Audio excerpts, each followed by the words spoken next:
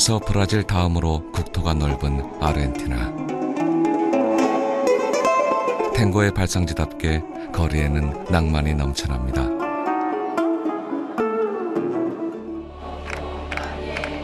부에노스아이레스의 중심에 있는 마요 광장. 대통령궁이 보이는 이 5월 광장에서 30년 넘도록 무건 시위를 멈추지 않는 이들이 있습니다. 5월 광장 어머니들, 아니 할머니들입니다. Y si nosotros no hacíamos más nada, todo el mundo iba a abusar de ellos, porque era la justificación. Hay que torturarlos porque son terroristas, hay que matarlos porque son terroristas. Entonces, para romper con eso había que quedarse, había que... 아르헨티나의 역사는 한국의 역사와 닮아 있는 듯합니다. 평범한 어머니들을 혁명투사로 만든 역사. 평범한 인생을 고통으로 몰고 간 이 땅의 모든 역사들과 닮았는지 모릅니다. 역사가 남긴 상처 위에 또 다른 역사를 써온 사람들의 이야기. 두 번째 여정의 시작은 아르헨티나입니다.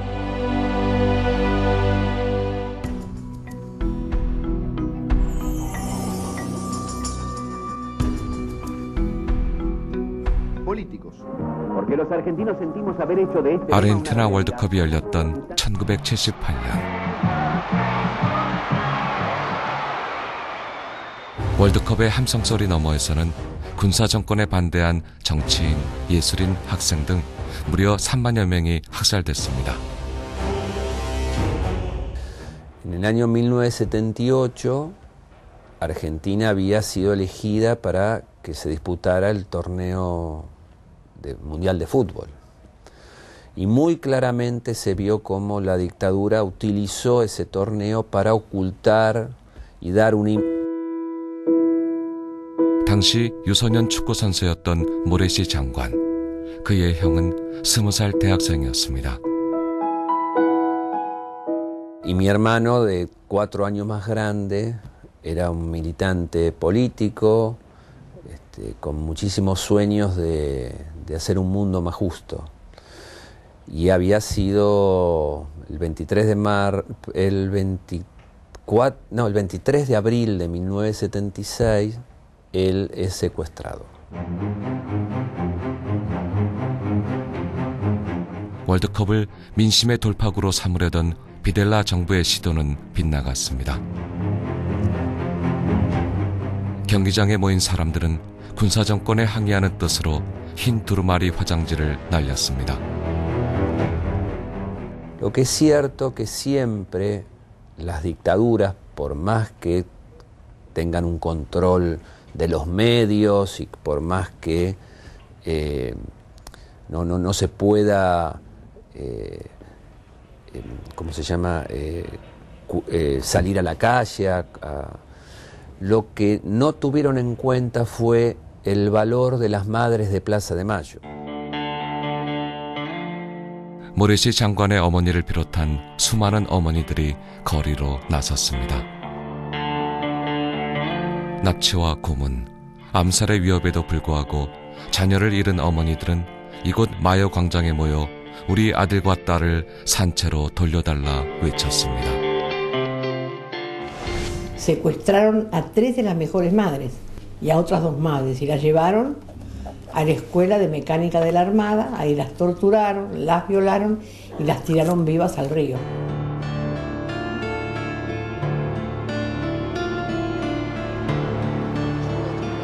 에스마, 이곳은 원래 해군 기술학교였습니다. 하지만 비델라 군사정권에 의해 이곳은 강제 연행해 온 이들을 고문 살해하는 장소로 바뀝니다. El sistema de secuestro era secuestrarte en tu lugar de trabajo o en tu casa o en la calle, un grupo de autos con entre 4 o 12 personas muy armadas, te tomaban, te encapuchaban, te golpeaban y te metían a la fuerza en el piso de atrás del auto o en el baúl y te traían acá. lo primero que hacían era golpearte, quitarte toda la ropa y llevarte acá abajo al sótano, que era donde estaban las salas de tortura. 에스마에 끌려온 5,000명 가운데 살아남은 사람은 고작 200여 명뿐이었습니다. Lo que aquí ocurrió durante la última dictadura militar fue un genocidio, o sea, se asesinó a un montón de gente por sus ideas políticas, no por otra cosa. Esa gente eran todos jóvenes, la gran mayoría, el promedio eran 23, 24 años. En ese sentido, los que trabajamos acá, los que militamos desde hace mucho tiempo por los derechos humanos, creemos que es importante que esta historia no se repita. 인권운동가인 마르틴 하라가의 부모님도 이곳에서 목숨을 잃었습니다. 그는 지금 실종자 자녀들로 구성된 인권단체 이오스에서 일하고 있습니다. Militando activamente en la agrupación Hijos al día de hoy debe haber unos 300 activos en todo el país, más otros más que han pasado por la agrupación pero que hoy no están participando tan activamente. 에스마에는 보고서 한 권이 있습니다. 군부 독재 통치 기간 실종된 만여 명에 대한 조사 보고서 눈까마스. 눈까마스는 스페인어로 다시는 안 되라는 의미라고 합니다. 눈까마스에는 6세부터 65세가량의 실종자 8,960명의 명단과 비밀 수용소 349곳의 위치 및 특성이 기록되어 있고 고문의 내용 등이 상세히 기록되어 있습니다.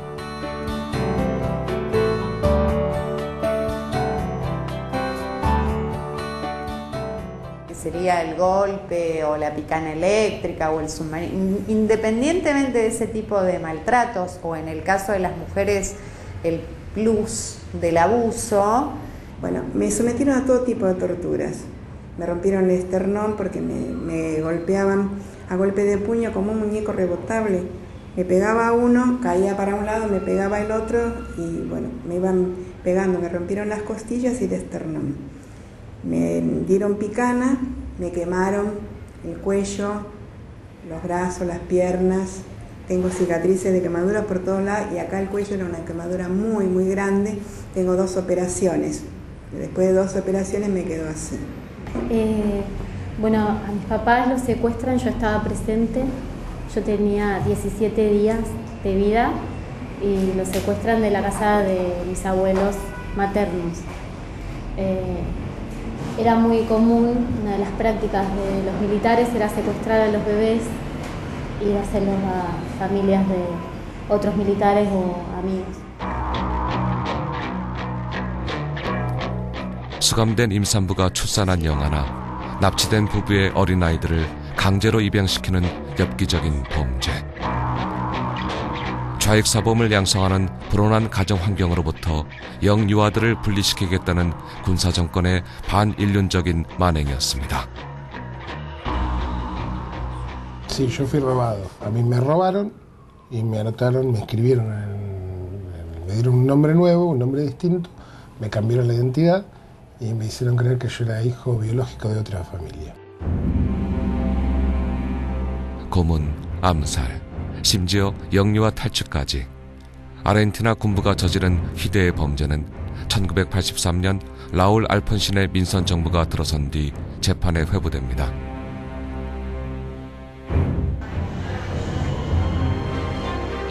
(5월) 광장 어머니회를 비롯한 인권운동가들의 지칠 줄 모르는 투쟁이 이뤄낸 성과였습니다.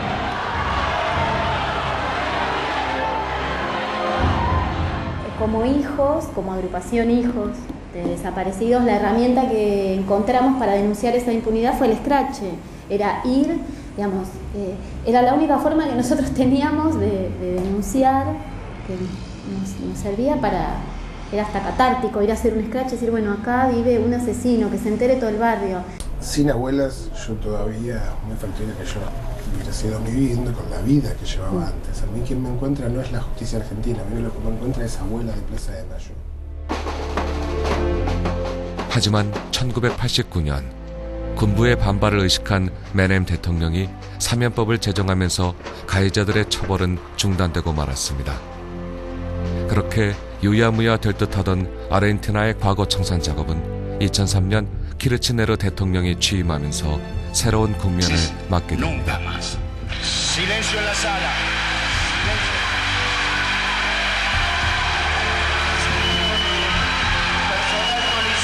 눈까마스 보고서에 이어 5,400여 건의 인권유린 사례가 새롭게 발굴돼 기록이 됐습니다. 재판 녹취록, 영상자료, 언론자료 등 실종자와 가족들의 150만 건의 자료는 디지털화 작업을 거쳐 보관됐습니다. 면책 대상자들에 대한 재판 또한 다시 시작이 됐습니다. 배후에서 반공 전쟁을 주도하며 아르헨티나 군부를 지원했던 미 국무성의 콘도르 작전의 증거도 공개가 됐습니다.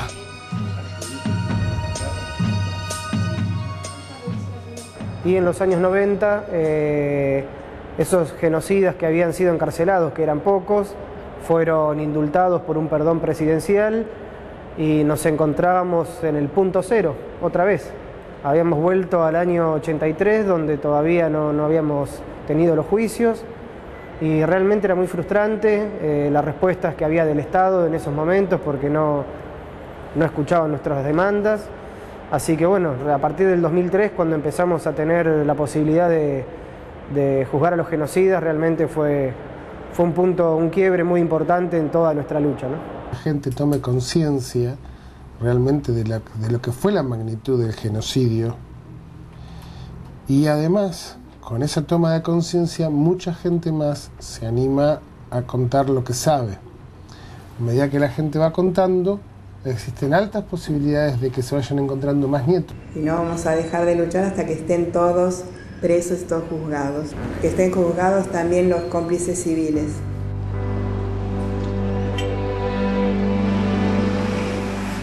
다시 시작된 재판으로 인권유린 가해자들 수백 명이 다시 체포됐습니다.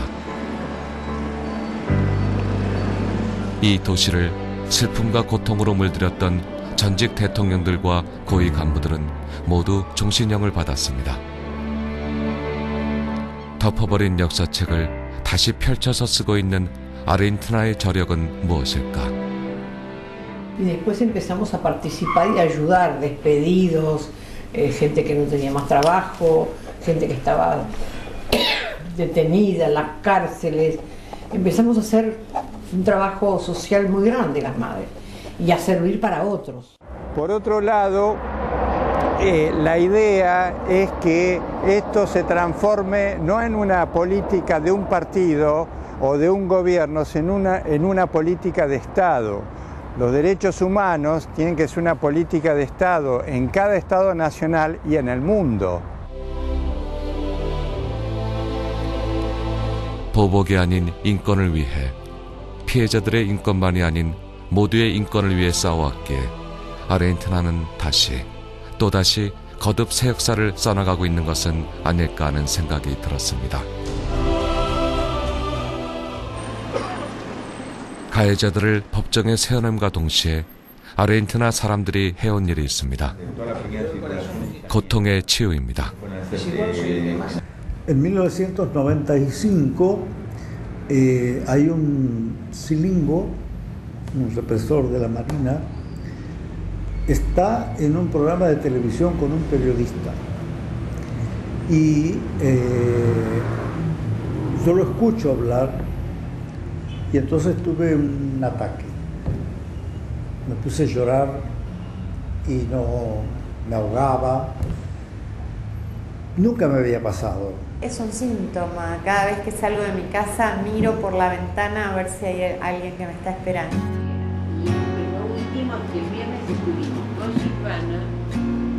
오월 광장 어머니들을 상담하는 일부터 시작해 실종자 가족, 고문 피해자, 망명자들의 회복을 돕고 있는 에아팁. 에아팁에는 정신과 전문의와 심리 상담사들이 함께합니다.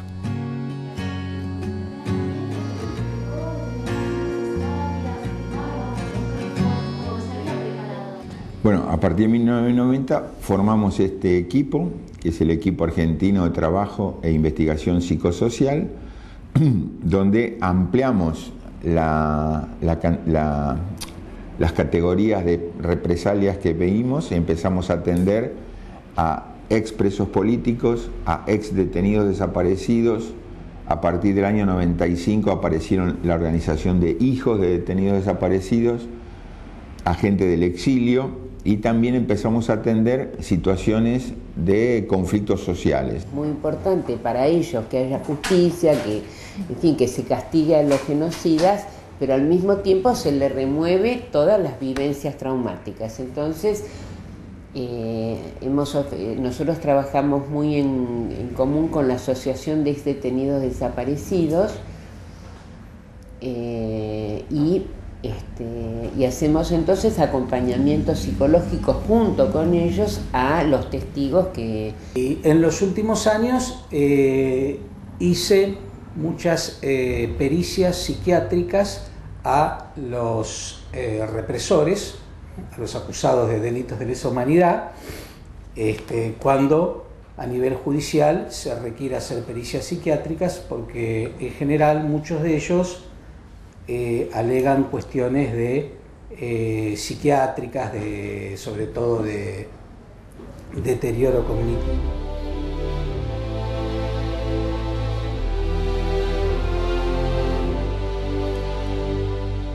고문으로 의식을 잃은 사람들을 비롯해 수많은 사람들이 수장되었던 라플라타 강변에는 기억의 공원이 만들어졌습니다.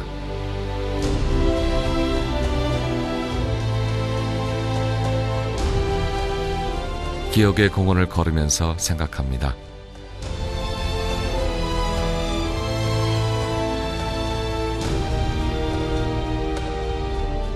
인간을 고문하는 사회도 반문명 사회지만 고문 학살자를 용인하는 사회, 고문 피해자의 치유에 나서지 않는 사회는 더더욱 반문명적인 사회라는 사실을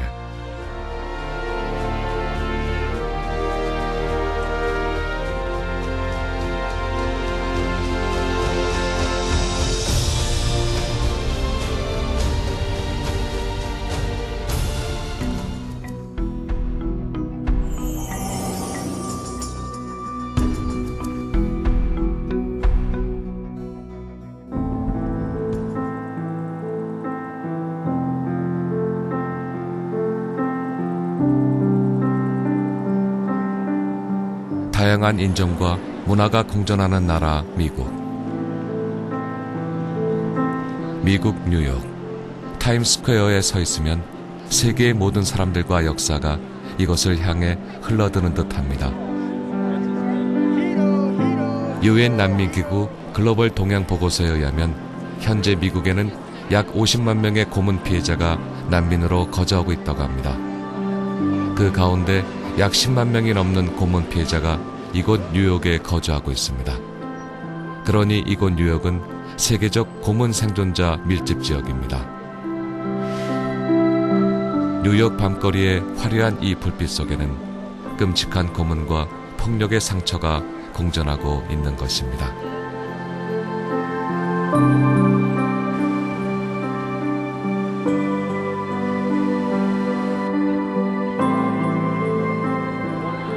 그렇다면 뉴욕은 고문 생존자들을 위해 어떤 노력들을 하고 있을까?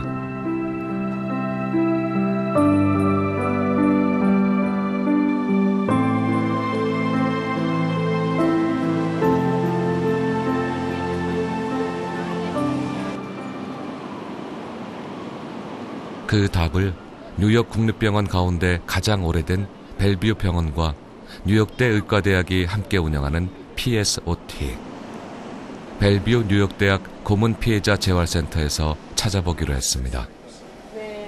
닥터 호스는 심리학자입니다.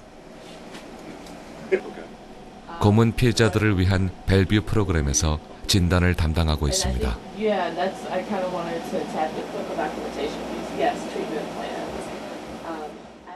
We also talk about reactions to trauma. And again, to make someone feel that they are not sick, they are not abnormal. They are dealing with a situation that is abnormal. They are dealing with circumstances that are sick. But how do we get beyond these things? So we talk about symptoms of depression. We talk about symptoms of PTSD. 외상 후 스트레스 장애 PTSD. 개인이 죽음이나 심각한 상해 또는 신체적 안녕에 위협을 가져다주는 사건들을 경험하거나 직면했을 때 극심한 공포, 무력감, 고통이 동반되는 현상을 PTSD라고 합니다. So for many of our clients who come, when they first come, they have an intake interview. And so we have a nice long conversation to understand a bit about their history, but also about their current functioning and what their needs are. And if we see someone that is in very acute crisis, we may be able to make referrals immediately for psychiatric care. For example, if they're not sleeping well, they have insomnia, nightmares, what have you, or perhaps even a referral to the emergency room if they are in a position where they're having suicidal thoughts or seriously thinking about hurting themselves. 더구나 고문과 폭력의 가해자가 자신을 보호할 의무가 있는 국가였을 경우 PTSD는 더 심각할 수밖에 없습니다. 그 치료 역시 일반 정신과 진료와는 달라야 한다고 닥터 후스는 말합니다. We are an interdisciplinary program, meaning we work across disciplines. We have psychiatry, medical services, including many subspecialties like gynecology, cardiology, dermatology, all those sort of different things. We have psychology represented, like myself, a psychologist, and social work. We also work with our clients in terms of legal issues regarding their immigration status, seeking asylum. 이곳의 의사와 심리학자들은 고문 생존자들의 신체적, 정신적 후유증을 치료하는 한편 망명 청문회에 나가 고문 생존자 편에서 증언을 하기도 합니다. 뉴욕 벨뷰 프로그램의 도움으로 망명 승인에 성공한 케이스는 약 700건이 넘으며 성공률은 96%에 달합니다. When we are looking at somebody who not only is dealing with the situation of the traumatic past at home, but then flees here and may not come with refugee status, they may now have to adjudicate their asylum process. So they're very marginal in terms of their immigration status. They're marginal in terms of their linguistic abilities if they don't speak English. They're marginal in terms of their academic placement because maybe the degrees they had at home aren't respected here. 고문 피해자를 돕는 뉴욕 벨뷰 프로그램에서는 지역의 예술가들과 함께 예술 치유 프로그램을 진행합니다. 심리학자인 잭 사울은 연극을 통한 치유 프로그램을 진행하고 있습니다.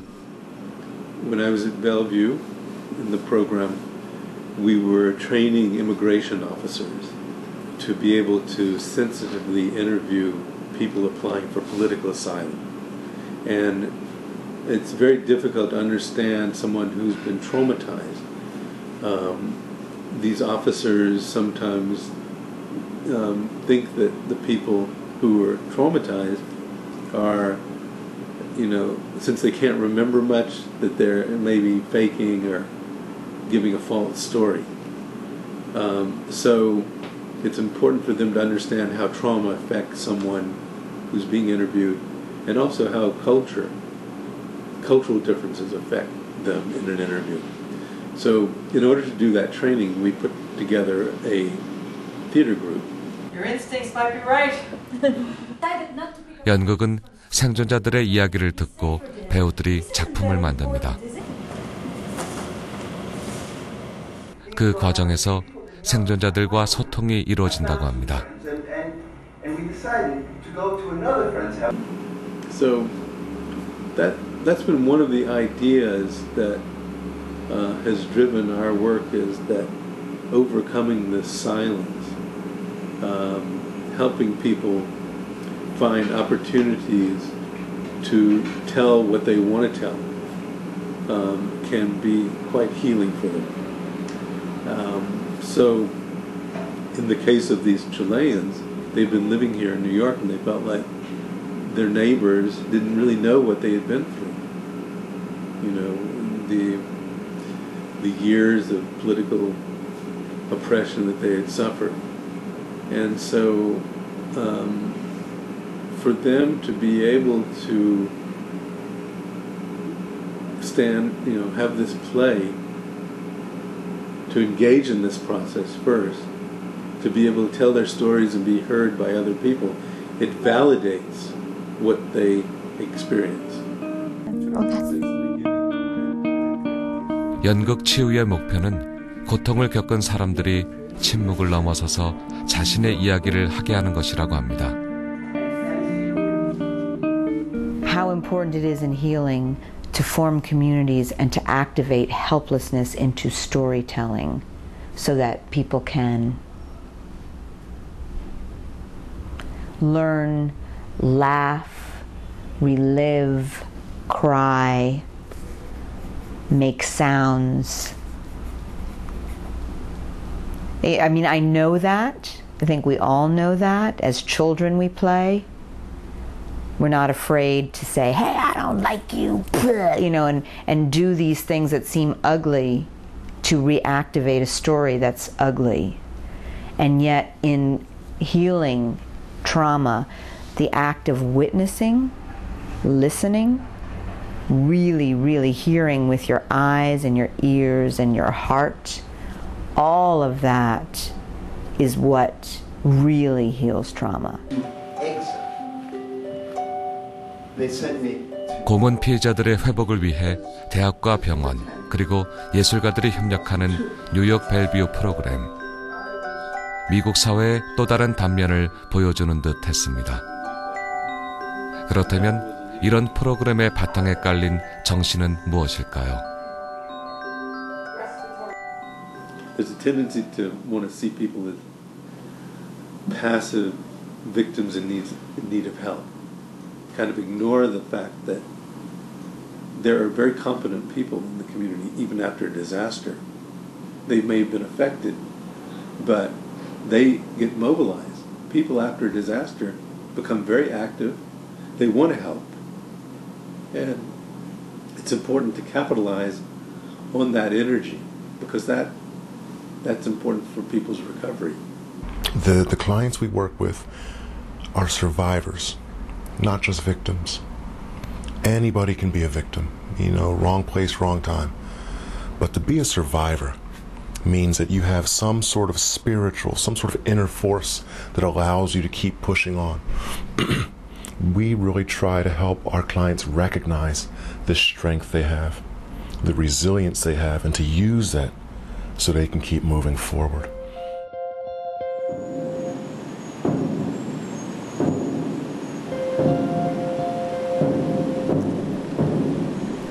맨하튼 링컨 센터 앞에서 자원봉사자들의 공연이 펼쳐집니다.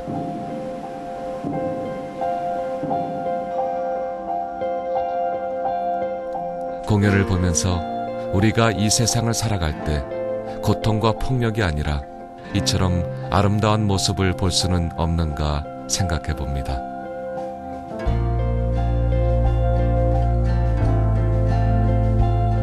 하지만 고통을 원하는 사람이 없듯 고통을 피할 수 있는 사람도 없습니다.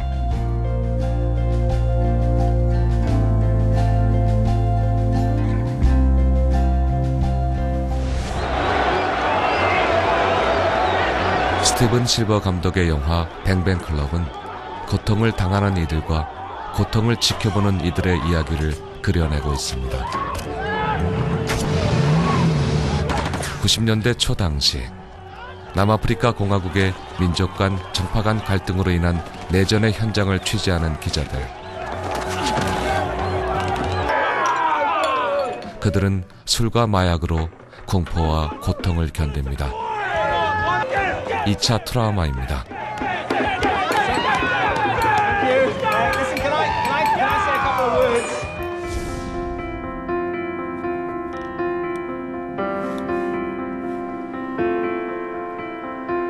뉴욕 콜롬비아 대학에는 다트 센터가 있습니다.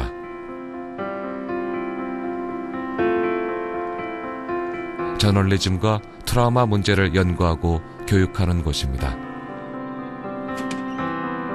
브루스 사피로는 기자 출신으로 다트 프로젝트의 디렉터입니다. I also covered a few bad places where there was violence going on, places like Northern Ireland and Central America. So I dealt with people who had experienced, with communities who'd experienced a great deal of violence in their lives. So that was all sort of part of my career. But then in 1994, so now 19 years ago, in the summer of 1994, I was, after work, sitting with some friends in a cafe, not on the job at all, sitting in a small cafe near my home, when a man sitting a few tables away, a guy I'd never met, went crazy. Literally, he had a psychotic episode, and he pulled out a big hunting knife, and stabbed 7 people, including me. They're traveling around the U.S. doing stuff on. 폭력의 취재자에서 피해자가 된 경험은 그의 생각에 큰 변화를 가져왔다고 합니다. To being the victim who has reporters coming to his home, talking to his family, trying to get interviews and all of that. And I learned that I didn't understand anything about what the people we cover go through. I learned that some journalists are very sensitive to victims, but many are very insensitive and don't think at all about it. And that was a shock. And that is really what pushed me into doing the work that I do now with the Dart Center. 그래서 다트 센터의 메인 프로젝트는 교육입니다.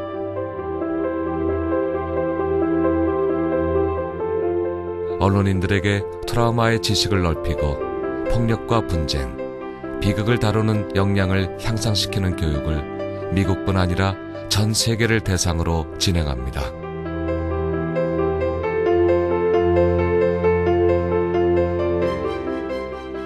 We really just educate. Now, we train hundreds of journalists a year. We do general seminars on trauma for journalists. We do topic-specific programs, so maybe covering suicide or covering war veterans. We'll organize them that way. We go into news organizations and help them set up training for editors and producers.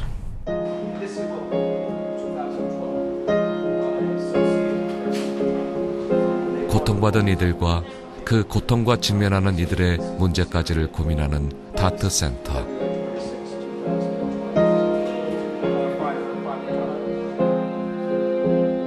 그들이 생각하는 최고의 치유법은 무엇일까요? All of the scientific literature, and I read scientific literature on trauma very deeply. All of the evidence says that the best predictor of resilience is social connection and taking away stigma and connecting to others, and the best predictor of trauma, trouble, of PTSD or whatever, is isolation. So the most important thing we try to do is just get a conversation going in journalism.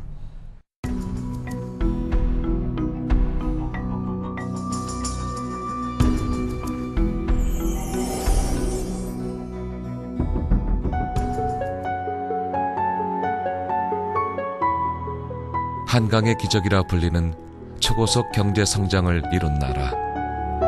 하지만 성장의 속도가 너무 빨라서일까요? 그만큼 놓치고 간 곳 또한 많은 나라가 바로 한국이라는 생각을 해봅니다. 50년대에 일어났던 전쟁은 끝내 분단을 고착시켰습니다. 민족 구성은 누구도 원하지 않았던 냉전의 시대는 정말 많은 비극을 만들어냈습니다.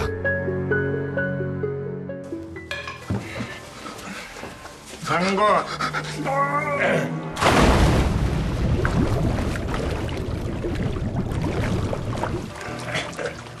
헌법 제12조 2항에는 모든 국민은 고문을 받지 아니하며 형사상 자기에게 불리한 진술을 강요당하지 아니한다고 명시되어 있지만 현실은 법에 미치지 못했습니다.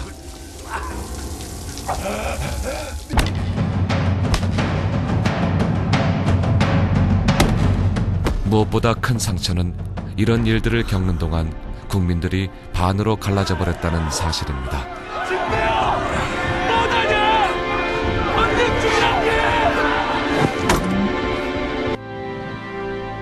가해자와 피해자라는 이름으로 말입니다.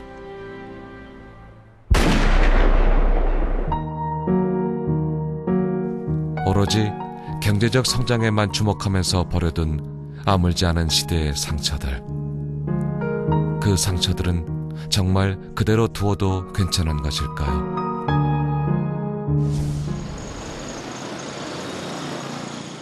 하지만 최근 한국 사회에서는 상처에 주목하는 움직임들이 시작되고 있습니다.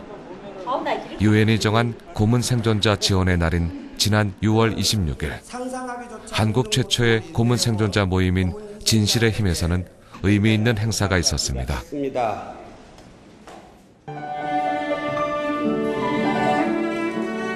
우리는 진실의 힘을 통해서 여전히 진실이 밝혀지지 않고 또 고문과 감옥살이의 후유증에서 벗어나지 못하고 있는 동지들에게 그리고 지금도 계속되고 있는 국가의 폭력으로 고통받는 분들에게 작은아마 위로와 격려의 손길을 내밀고자 하는 것입니다. 비록 우리가 가진 것은 없지만 인간의 삶은 폭력보다 강하며 국가 권력보다 귀하다는 사실을 이 사회에 보여드리고 싶은 것입니다.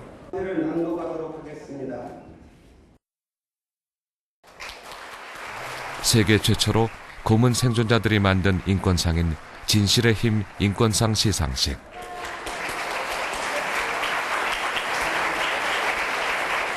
(2013년) 수상자는 인권 옹호에 앞장서온 홍성우 변호사였습니다. 세상의 그 어떤 인간도 고문의 공포를 이겨낼 수 없습니다. 고문은 무고한 시민을 스스로 공산주의자라고 자백할 수밖에 없도록 만들고 제 아무리 건강하고 신념이 투철하고 의지가 굳은 사람이라도 고문 앞에서는 자신을 지킬 수가 없습니다.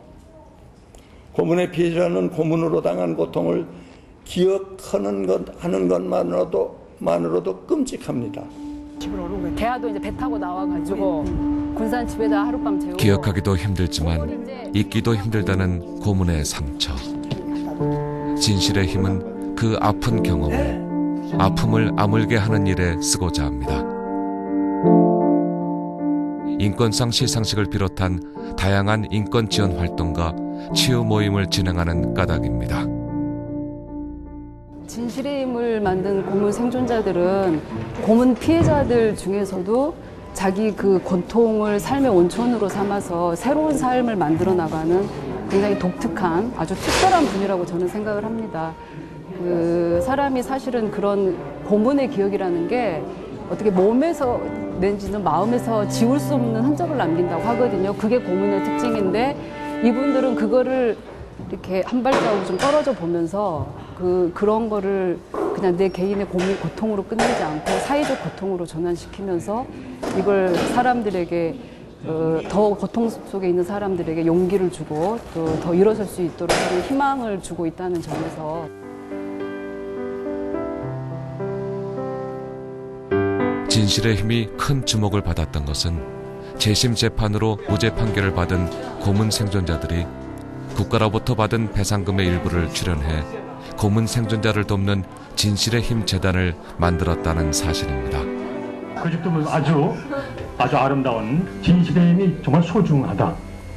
정말 피해자들이 재판이 끝나면 잊고 말았을 텐데 이렇게 모여서 그리고 그 정말 그 눈물에 종말을 만드는 돈을 출연해서 만드는 거죠. 이건 어찌 보면 뭐 광해의 빛이라고 그럴까? 그래서 저는 비록 현재 이 규모가 크지 않다 하더라도 분명 진실은 그 존재 자체로 우리를 비롯해서 많은 분들에게 크나큰 치유를 주고 배수하는 그런 제일 소중한 보금자리가 될 것으로 생각합니다. 우리들은 예기치 못한 사건으로 가족과 친지 그리고 사회로부터 배제당한 채 억울함을 곱씹으며 살아왔지만 그래도 살다 보니 이런 날도 있습니다. 이 과정에서 우리들은 우리의 고통이 헛되지 않도록 우리 사회에 뭔가 의미 있는 역할을 해야 한다고 생각했고 그래서 진실임을 만들었습니다. 진실의 힘은 우리 고통 속에서 찾아낸 새로운 삶의 가치이고 의미인 것입니다.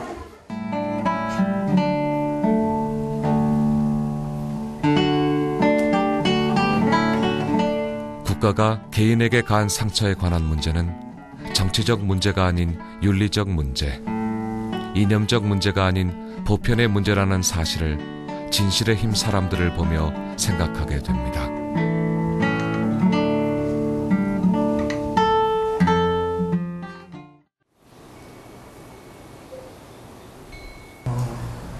김장호 선생님 말씀 들으면서 진실의 힘에서는 또한 고문 생존자를 위한 치유 학교를 운영하고 있습니다.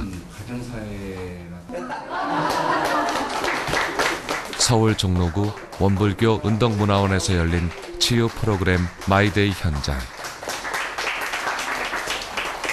상처를 좀 더 직면하게 되면서 제 자신도 많이 이렇게 좀 치유될 수 있었던 그런 인간이 겪을 수 있는 어떤 그런 최고의 고통이 무엇이냐라고 했을 때 각자 생각이 좀 다르겠지만 고문 치유 모임을 참여하면서 제가 느낀 것은 고문만큼 인간이 겪을 수 있는 최고의 고통은 없다는 생각이 좀 들었고요. 그렇기 때문에 어떻게 보면 다른 어떤 그런 외상후 스트레스 장애에서 겪는 외상보다도 더 힘든 시간들과 보다도 그 고통들을 다시 재경험하고 산산조각난 그 마음과 그 산들을 다시 통합하는 그런 시간들이 어떻게 보면 더 많은 노력과 시간들이 좀 필요할 거라고 생각합니다. 고통을 함께 겪은 동료들, 그리고 치유 문제에 관심을 갖고 있는 다양한 분야의 사람들이 함께하는 자리입니다. 우리가 전에는 부모님은 없지만도 형제, 친척들이 있어도 이야기를 나눠본 적이 없어요. 다양한 친구도 없었고요. 근데 이 모여서 같이 이야기를 나누다 보니까 내 고통이고 동생의 고통이고 동생의 고난이 나의 고난이 있다는 거죠. 그래서 마음이 뭔가 쌓였던 것이 풀렸죠. 그래서 이 진실에 나와서 동생 얼굴을 보는 게 대단히 기뻤고요. 정신과 전문의 문요한 박사의 진행에 따라 이날 마이데이 주인공인 김장호 선생이 살아온 이야기들을 털어놓습니다. 선생님 생각하시는 뜻을 네, 여기서 잠깐 좀 도중 정도에서 말이 들어있기 때문에 좀 들으신 분, 진실이라는 것은 누가 만들어내는 것이 아니잖아요. 진실은 진실입니다. 그러니까 그걸 우리가 지지로 생각하고 또 힘으로 생각한다면 뭐 두려울 것이 아무것도 없다. 저는 이렇게 생각하거든요. 물론 제 짧은 소개일지 모르겠습니다만 저는 그것으로 만족하게 생각하고 있습니다. 들은 지금은 뭔가 의욕이나 생기가 좀 없다라고 좀 상처를 이야기하는 사람, 상처를 공감하는 사람들이 함께하는 자리입니다.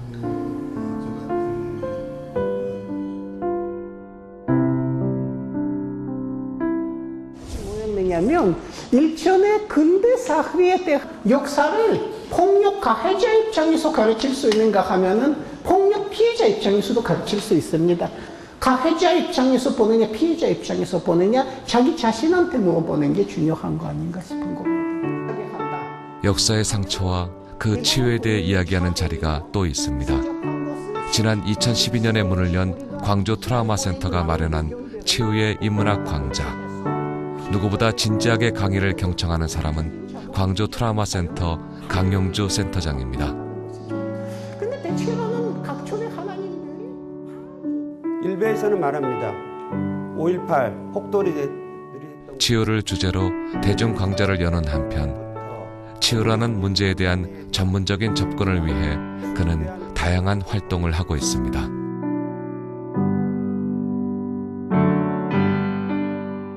기념사업을 하고 보상을 했지만은 고통당한 인간에 대한 관점은 결여되어 있었습니다.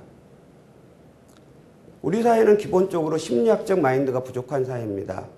인간의 고통, 고문당하고 학살을 겪은 사람들의 내면에 남아있는 그 잔혹한 상처를 어루만지고 되돌아보려고 하는 그런 희생자의 관점이 결여된 과거 청산이었다는 생각이 듭니다. 가정의학 전문의인 그가 이런 문제에 나서는 이유가 있습니다. 이렇게 안 나서니까. 그 역시 80년대 고문에 의해 거짓 자백을 강요받았던 고문의 피해자였습니다. 근데 우리나라는 과거 청산은 이 고통당한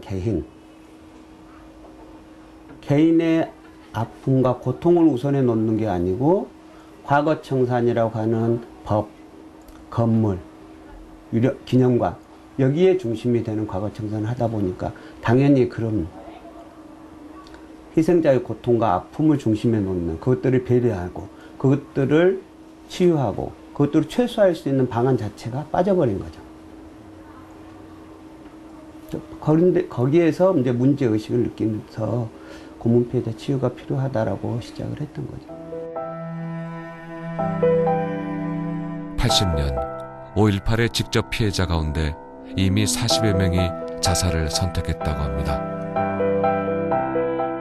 너무 늦은 시작은 아닐까 염려가 있지만 늦은 만큼 한국 사회의 수준에 걸맞는 전문적인 치유시설이 필요하다고 그는 말합니다. 이 고문 피해자를 치유하는 일은 그냥 동네 병원이나 정신과 병원 가서 치유되는 일이었으면 벌써 34년 전에 치유가 됐겠죠. 병원 다니면서. 그렇게 안 되는 것은 이것은 기존의 병원 체계, 기존의 의료 시스템의 접근 방법과 다른 새로운 방법들이 필요하다는 거고 그것은 외국의 경험들에서도 이미 검증이 됐던 거죠. 그래서 이 고문 피해자들과 희생자들을 치유하는 전문화된 시설들이 필요하다고 보는 거죠. 그래서 독립적이고 전문화된 시설과 인력 없이 이 고문 피해자들, 과거의 역사의 희생자들을 제대로 치유할 수는 없는 거죠. 맞지만 조금씩. 정신과 전문의 정혜신 박사가 진행한 광주 트라우마 센터 집단 상담 프로그램. 말을 해도 고통스럽고 묻어두어도 고통이었던 상처들을 꺼내놓는 작업. 가슴을 짓누르고 있던 1000개의 돌덩이들을 하나씩 내려놓는 작업들이 10주 동안이나 계속됐습니다. 결혼도 한번 못하게 되고 광주 5.18 관련자라고 처갓집에서 반대를 했어요.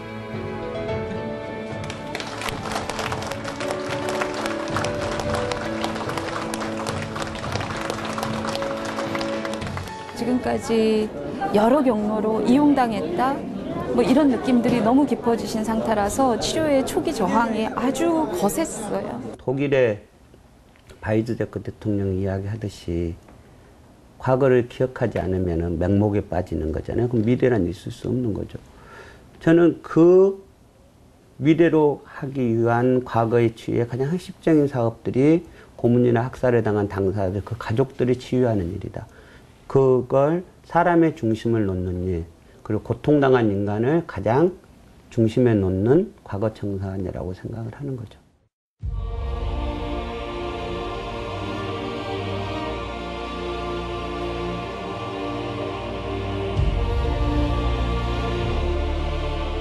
한국 역사의 뜨거운 현장이었던 광주 금남로를 내려다봅니다. 역사의 희망을 꿈꾸었던 거리.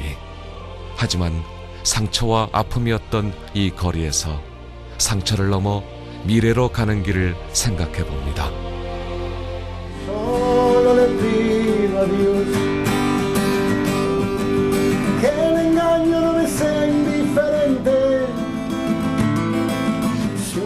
아르헨티나 민중 가수 레온 히에코의 노랫말처럼 Que esos cuantos no lo olviden fácilmente. Solo le pido a Dios que el futuro no le sea indiferente. 고통에 무관심하지 않고 불의한 모든 것에 무관심하지 않고 A vivir una cultura diferente.